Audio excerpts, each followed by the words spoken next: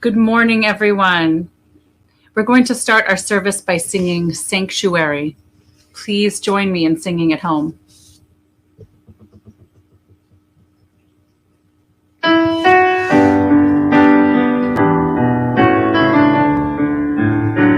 Make us aware we are a sanctuary, each made holy and loved right through. With thanksgiving, we are a living sanctuary anew. Make us aware we are a sanctuary, each made holy and loved right through. With thanksgiving, we are a living sanctuary anew.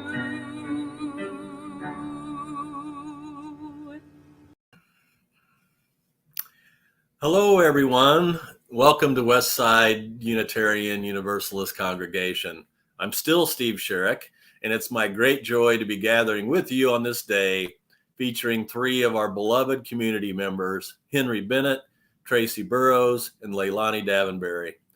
Our music and song will be provided by our music director, Scott Farrell, along with John Hanson. And our storyteller today is Simon Kanapis, who will be sharing our time for all ages.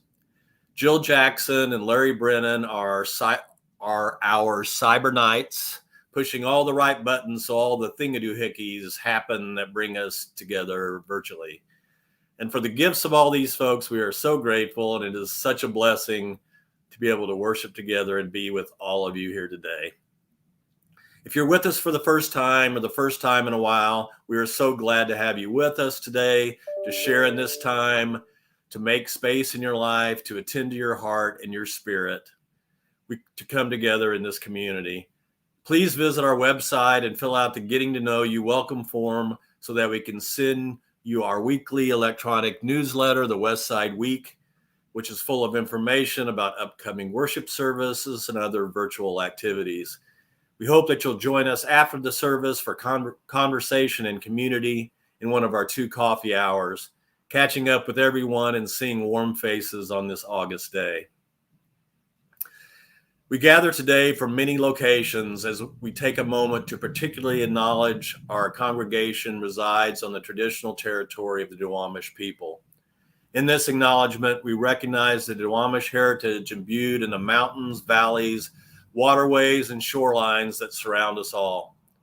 May we nurture our relationship with our coastal Salish neighbors, especially the Duwamish people, as we stand together, resisting the erasure of their history and working towards honoring and inviting the truth.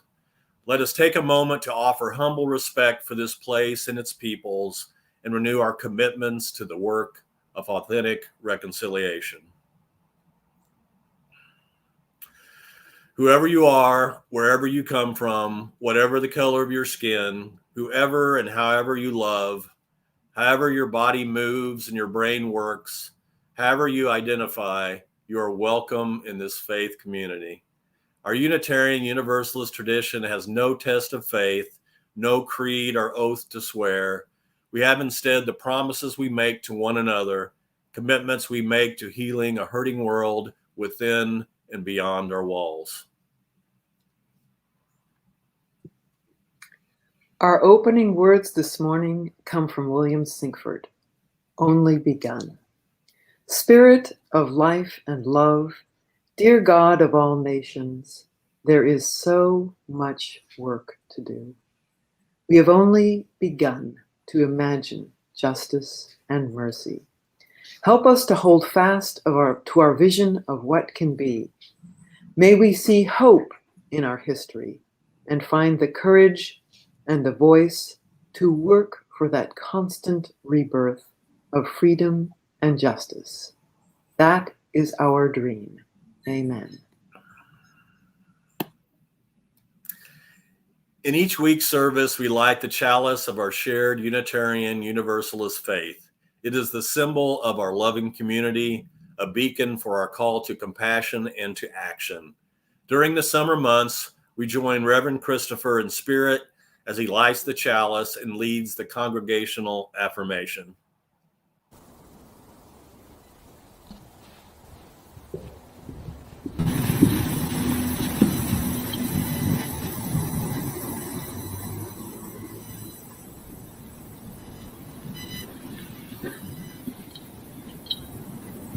I invite you to join me now in speaking the words of our congregation's affirmation.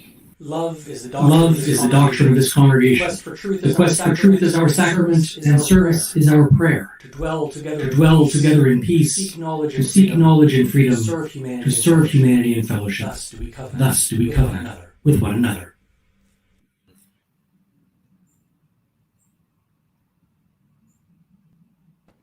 Good morning, everyone. Our first hymn this morning is Our World is One World, which is hymn number 134 in your gray hymnals. And please sing along at home.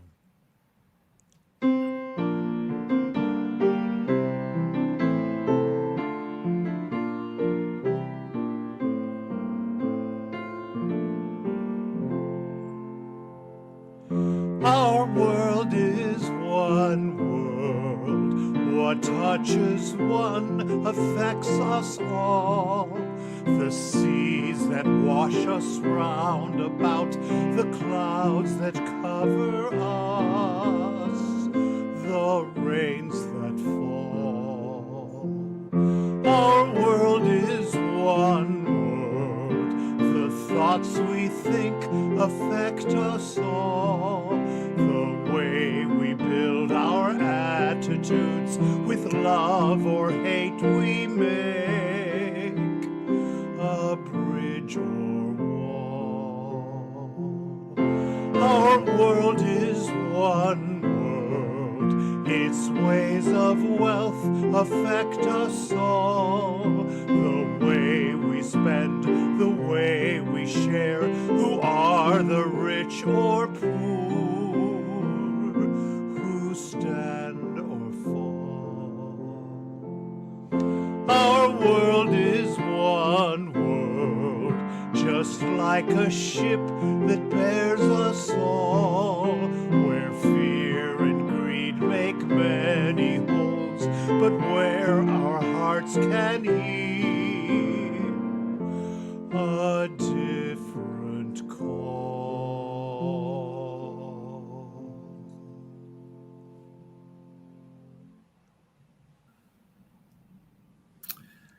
In a moment, we will engage in a collective act of generosity known as our offering, when we take time to actively support Westside UU and its many ministries with our gifts by text or by check.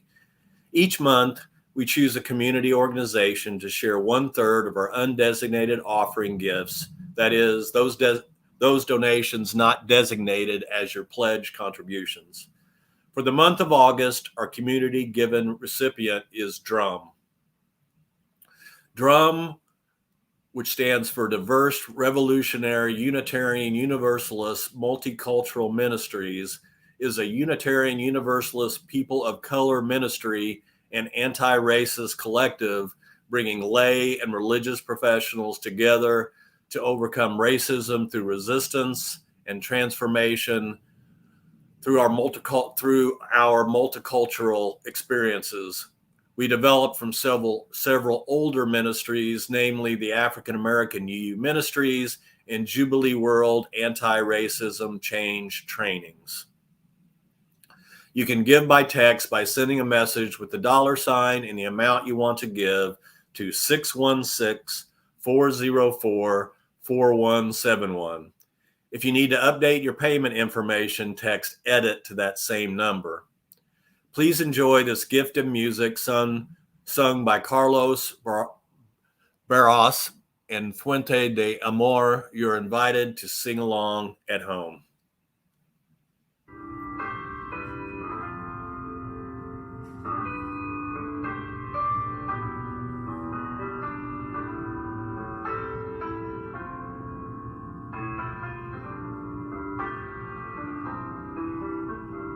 Fuente de amor, ven hacia mí y al corazón cántale tu compasión.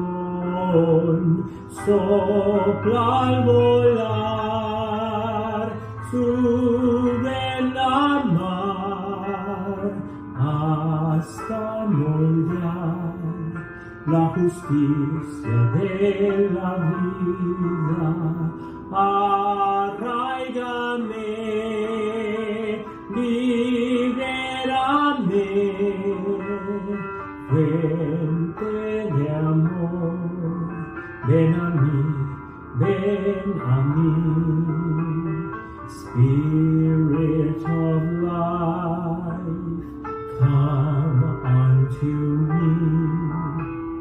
Sing in my heart all the stirrings of compassion. Blow in the wind, rise in the sea, move in the hand, giving life the shape of justice. Roots hold me close, wings set me free. Spirit of life, come to me, come to me. Fuente de amor, ven hacia mí y al corazón cántale tu compasión. Sopla al volar, sube en la mar hasta moldear la justicia de la vida. Arraigame, libérame, fuente de amor, ven a mí, ven a mí.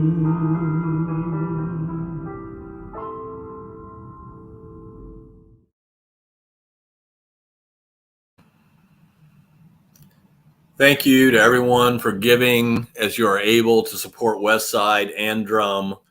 Your generosity of time, treasure, and presence are gifts that sustain us as a community. Each week we come together as a congregation to connect and share that which matters most to us. At this time, we make collective space for holding our joys and our sorrows. Yesterday was the family memorial for Sine Wall O'Hogan, and the family continues to appreciate all the support of their church family.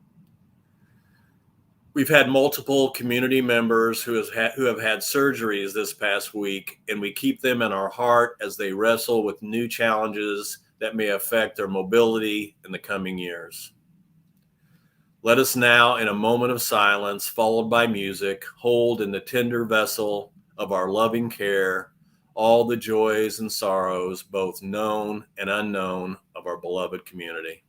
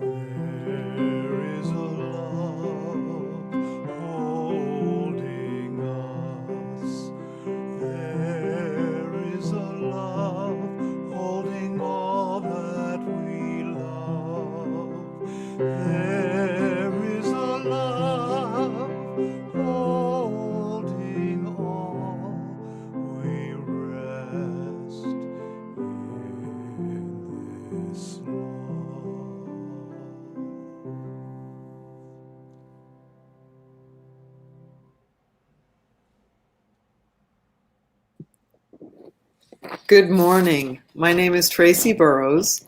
My pronouns are she, her, and I am the chair of the Racial Justice Change team here at Westside. Each week at Westside, as we gather, we set aside time to acknowledge that we are gathering on the ancestral lands of the Duwamish people. And each week, we say that we seek to nurture our relationships with our Coast Salish neighbors, and in the spirit of reconciliation, we seek to reconcile the history of settler colonialism. These are powerful words that call for deep self-reflection and action for each of us. Reflection on how we came to be here on the lands of the Duwamish, and what is our responsibility for reducing the continuing harm to the indigenous communities here. Our spiritual community says these words each week, but do we really know what they mean? What is our responsibility for the devastation to the Native people? To get at this, we really have to understand our history. European explorers first came to this area in 1792 when Captain Vancouver arrived with his 2 ships to Puget Sound. And already by that time, disease had killed over 1 in 3 of the members of the Duwamish tribe.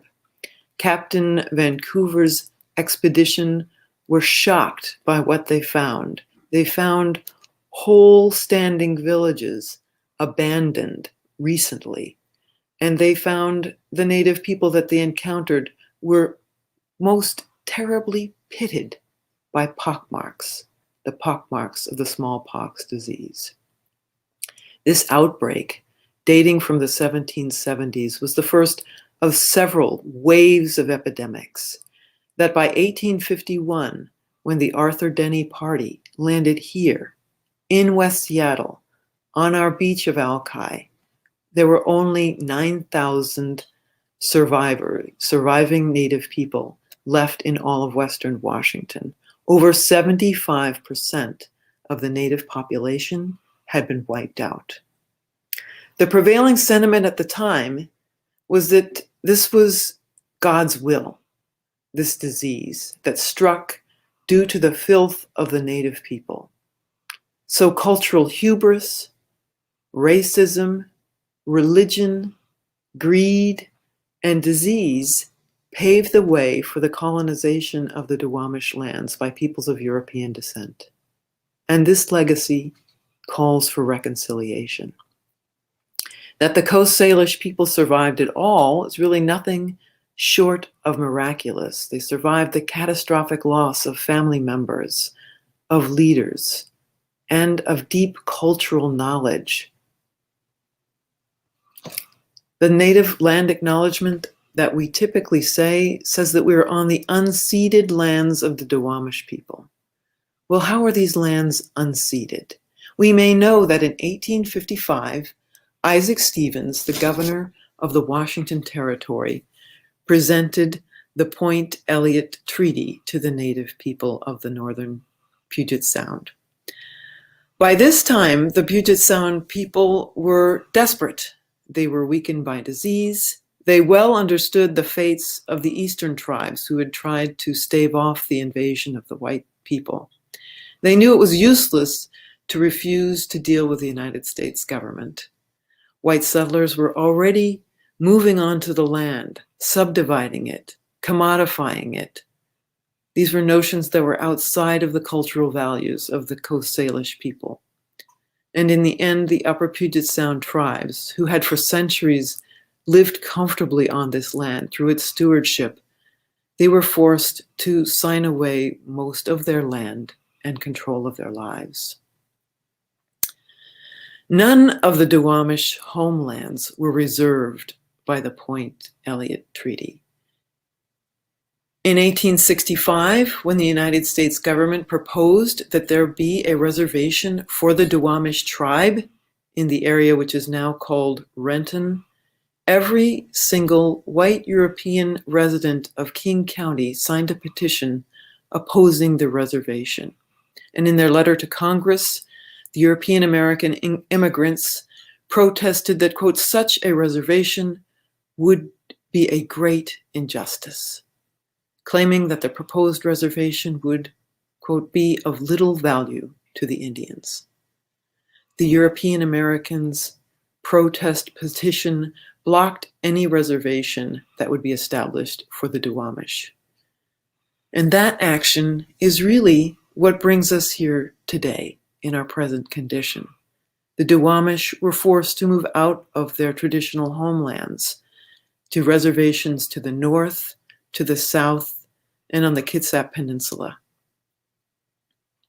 This dislocation from their traditional lands led to the failure of the tribe to be recognized by the federal government. The Duwamish people have been effectively erased from the standpoint of the United States government's obligations under the Point Elliott Treaty. Their lands are unceded, and they have not been compensated for the loss. When I wrote to the Duwamish tribe to request permission to share the music of Blake Shelifo at this morning's service, I received a response from Jolene Haas, the director of the Duwamish Longhouse. She granted permission for us to share the music this morning, and in closing, she closed with these words: "Please pray for us. Thank you." And so I'm asking, as we pray, to put our prayer into action and do these things. First, just reflect on the resilience and strength of the Duwamish people, for they have survived and they are here among us. And then go to the realrentduwamish.org website and do two things there. One, sign the petition for federal recognition of the Duwamish tribe. And two, make a contribution to Real Rent Duwamish. If each of us, in addition to the contribution that our congregation makes, committed to $1 a week, or even better yet, $1 a day if we're able, to Real Rent Duwamish, that would be a great step towards what we pledge every week, to a real, authentic reconciliation with the Coast Salish people in our communities. Today's anthem is a welcoming song performed by Blake Shelifo, a member of the Duwamish tribe, who gave us permission to share this music at our service today. This song honors Kishlabo, whose anglicized name is Angeline, who is the eldest daughter of Chief Saulth, who our city is named after, which is quite ironic because one of the first actions of our city council when the city was first incorporated was to ban Native people from living within its limits. Blake tells us that the words of the song mean, "In this present condition, giving can occur." And I think that is something that we can each reflect on and give meaning to.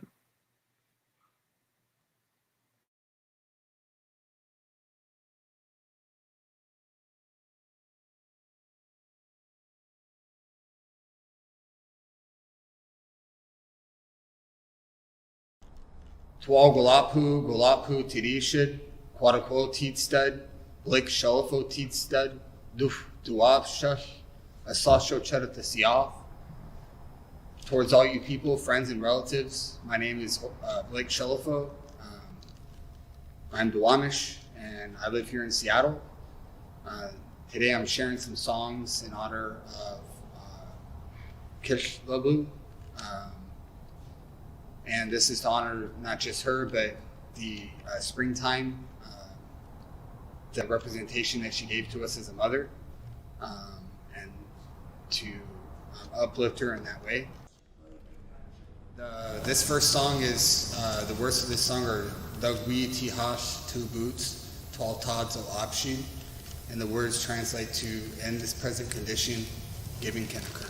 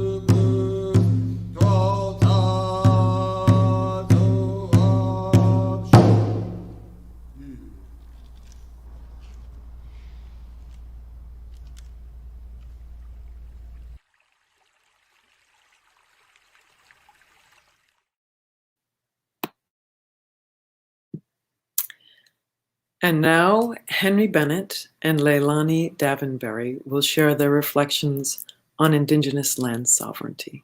Thank you, Henry and Leilani.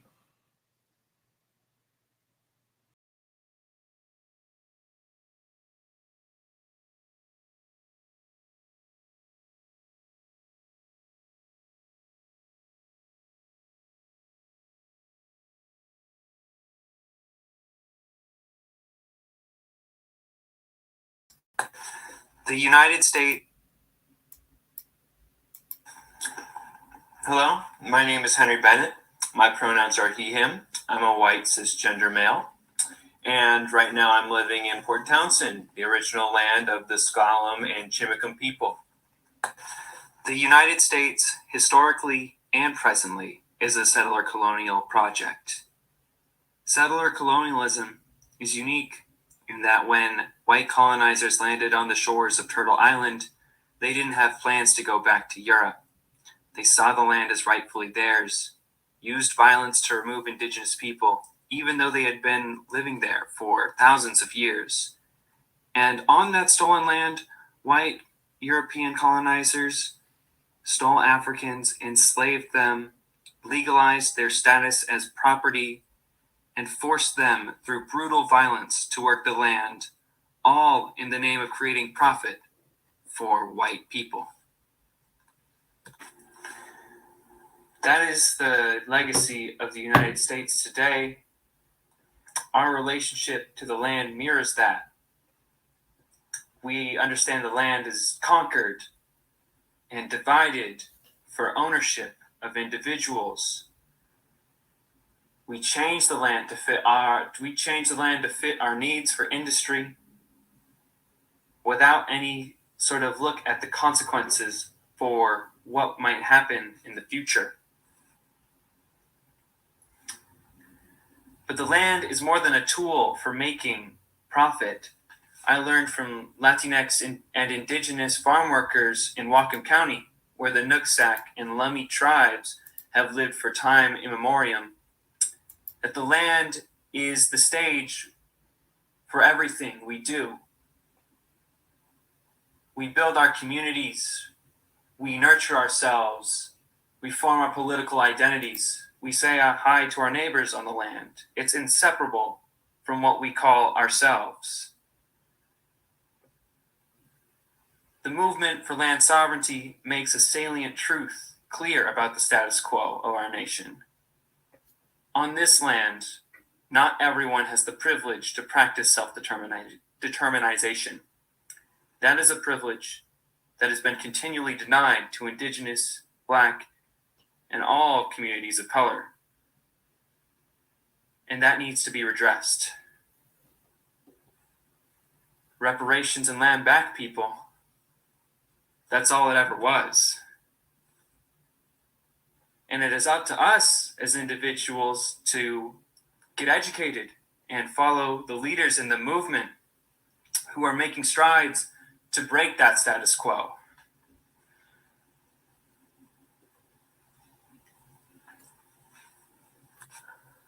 Land back has become a popular term recently, and it's a shorthand reference for returning land back to the original indigenous stewards. Projects like Real Rent Duwamish and in California, the Ohlone have the Shumi land tax. And these projects have created a sustainable source of funding, which makes autonomy and future planning more possible. And in Maine, the state is planning on transferring ownership of a 3.2 waterfront parcel that has ancestral significance to the Passamaquoddy tribe. There are many opportunities for reciprocity and solidarity with the indigenous peoples whose land you occupy. Firstly, you can look up the original inhabitants and you can contribute to their projects and fundraisers to put land back into their hands. Thank you, Westside. Next, we'll hear from Leilani Davenberry. Hope you'll have a really good day. Bye-bye.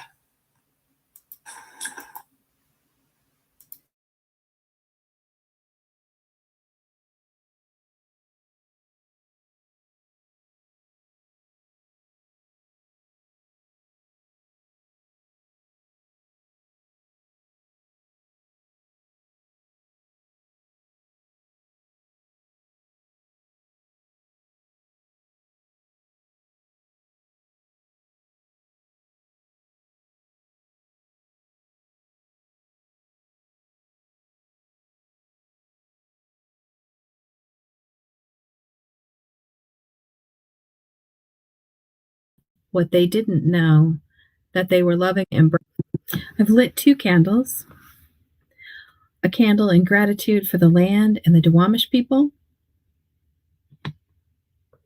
and a candle for those that endured the residential school system and their descendants. No matter where I am on Turtle Island, settler named North America, I am on Indigenous land. I'd like to begin with a poem for the children by Abigail Echo Hawk. When they buried the children, what they didn't know, that they were lovingly embraced by the land, held and cradled in a mother's heart, the trees wept for them. With the wind, they sang mourning songs their mothers didn't know how to sing. Bending branches to touch the earth around them, the Creator wept for them. Tears falling like rain, Mother Earth held them until they could be found. Now our voices sing the mourning songs. With the trees, the wind, light sacred fire, ensure they are never forgotten as we sing justice. Greetings, I'm Leilani Davenberry, a transracially adopted, mixed-race, Korean, Indigenous, white European, disabled, queer, cis femme. I'm a lifelong resident of the lands of the coastal Salish, specifically the Duwamish Peoples Territories. At the UUA General Assembly in June, as I served as a delegate for Westside, participating in the business of GA, there were times it was hard to breathe, as more and more bodies were and are being found. Indigenous people have been telling truths about the residential school system and its part in the ethnocide, cultural genocide, intergenerational trauma, and Holocaust here on Turtle Island. The first residential school was here in Washington State in 1860.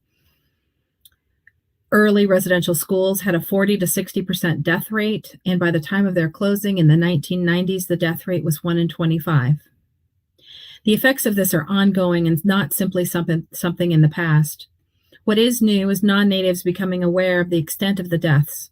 And I wonder what the investigations will be like here in the States, even with Deb Haaland, the first U.S. Native American Secretary of the Interior, because so many white folks here are working hard to shut down conversations and education about racism. I'm heartened by recent UU culture shifts towards disrupting white supremacy culture, especially at the UUA centering Black, Indigenous, and people of color in work like the Commission on Institutional Changes, Widening the Circle.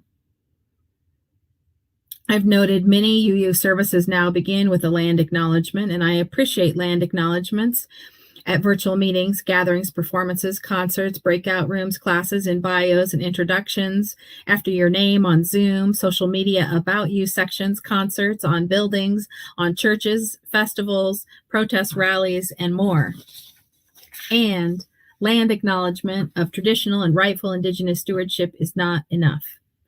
It must be accompanied with informed action in relationship and solidarity. What is our congregation's relationship with our hosting nation and neighboring nations? I side with the Duwamish, the Wanapum, the Snohomish, and the Chinook, people who, despite their continuing presence and resilience, are still not recognized by the U.S. government. What are some direct actions we can take? It's important to amplify the voices of Indigenous peoples' leadership and support in the ways that they ask, like becoming a real renter, realrentduwamish.org, and telling others about it, working to end racist mascots, working to end harmful representations of Native peoples, supporting the murdered, missing, and Indigenous women's work, the Decolonized Museums movement, the Land Back movement, and to learn about connections between Indigenous leadership and land management and environmental justice, which is even more pressing given our climate crisis and including massive fires and smoke seasons. In pre-COVID days, when I used to travel, or again someday when I resume travel, I make sure to learn about the land I'm traveling to and the local Indigenous people and their causes and issues, and donate to their work and their cultural center, and to spend my money at their businesses, accommodations, stores, and art centers. When we talk about Indigenous people and celebrating cultures, we should be including Black cultures and Black people. North, Central, and South American people are Indigenous people. How am I looking at immigration as an intersectional issue? with colonialist borders stopping the natural flows of indigenous people whose ancestors did not recognize any of these artificial borders, and with recognition of the imperialist and capitalist actions of the U.S. government, which also affects climate crisis and how that has made refugees. We say that residential schools are closed, but we still have indigenous children detained in camps. As of May 3rd, 2021, over 22,000 children were in custody, according to the Office Refugee Resettlement Health officials. The agency says there are still around 1,000 families that are separated. I grew up and have been steeped in settler narratives, and it is work to disrupt it. For example, at the Duwamish Longhouse, I bought a couple copies of the treaty that the government has not made good on with the Duwamish people, and I have one in my office, and I donated one to Westside. I also bought a decolonized map of the area, one for Westside and one for myself, and I am learning about decolonized language and the indigenous people's names and place names for things like Mount Tahoma and the Salish Sea. And I'm always striving to learn more, like how homo missia and transmissia are part of white supremacy and settler narratives that center disgust and hatred instead of fear, but have often been defined as fear as to center for the fragility of those causing harm. What settler narratives am I participating in, and how could that better match my UU values? I'm honoring Indigenous Peoples Day and the Day of Mourning instead of Columbus Day and Thanksgiving. But what about making a donation to a tribal cultural center and RACES, Refugee Immigrant Center for Education and Legal Services, instead of buying fireworks on the 4th of July? Thanks for listening. I'd love to connect with other BIPOC UUs. You can find me at our monthly BIPOC UU coffee hour or meditation hour. For non-BIPOCs, please, instead of emailing me, I have some suggestions. Listen to the BIPOC UUs in our congregation and the BIPOCs you know when they choose to share. Follow local Indigenous peoples' Facebook pages for their cultural center and amplify their voices on social media. Look to the UUA and their events and their extensive web resources as the UUA continues to provide experiential learning opportunities to deepen this work of racial and social justice, and drum diverse revolutionary, Unitarian, Universalist, multicultural ministries and their native caucus. Support Indigenous artists, artisans, writers, educators, authors, businesses, cultural centers, environmental leaders, futurism, fiction writers, children books, authors, and game makers. If you have more questions and you want some other resources, please contact our racial justice team. Thank you to the ancestors. Thank you to the land. Thank you to the Duwamish people and to our youth leaders.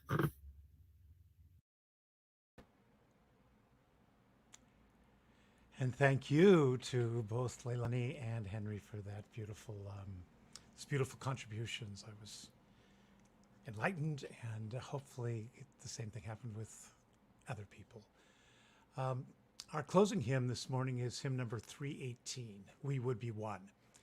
Now, this is one of my favorite hymns, written to the tune Finlandia by John Sibelius.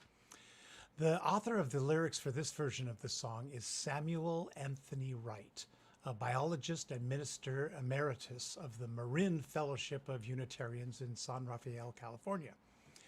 He composed the words for a Unitarian and Universalist youth continental convention in 1953. At this conference, they merged to form the liberal religious youth of the United States and Canada, which actually set the model for the Unitarian Universalist denominational merger in 1961. My own belief is that the reason I'm sharing this with you is I actually believe that our youth that are coming through now have so much for us all to learn, and there's a purity and a clarity in their vision, and I think it's our job to support them. Please sing along at home.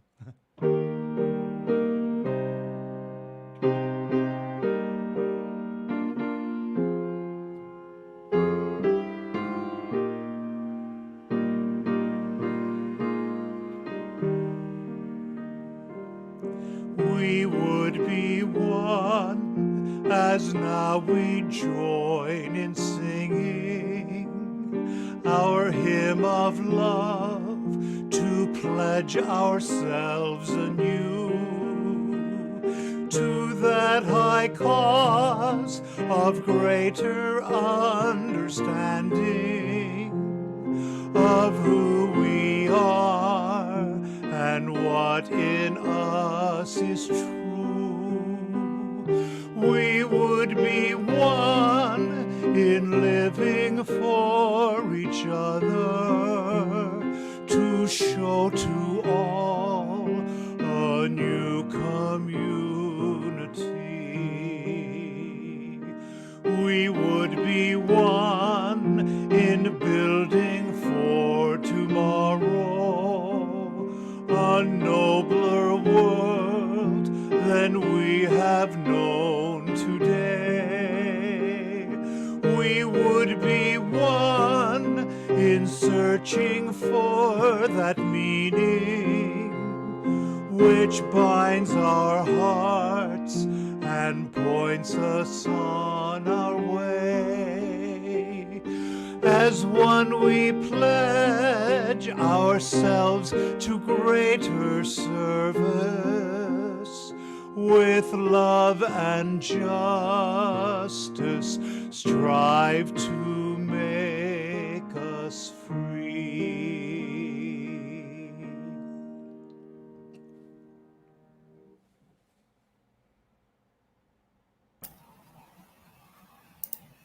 Thank you, Scott, for bringing our time together this week to an end. And deep thanks to everyone who participated in this service, most especially Henry Bennett, Tracy Burrows, and Leilani Davenberry. And as always, it's a pleasure and blessing to do this sacred work together.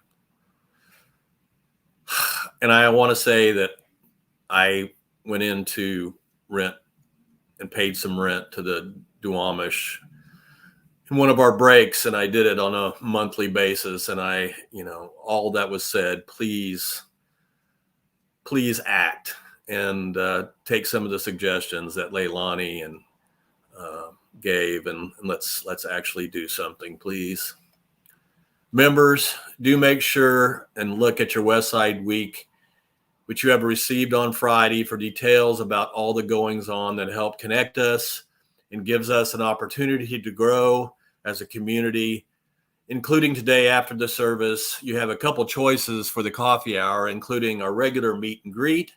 And then you can also join our racial justice change team, talk about today's service and see what great work they're up to.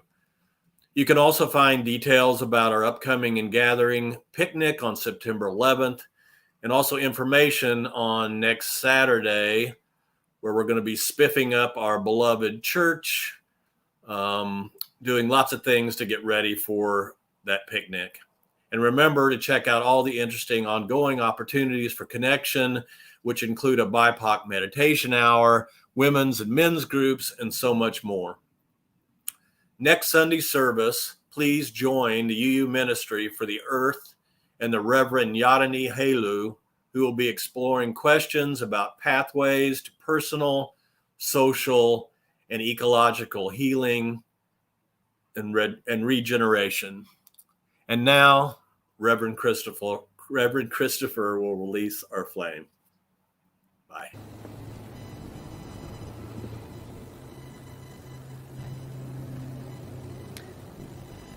As we release our flame, may you go into this week blessed and blessing the world.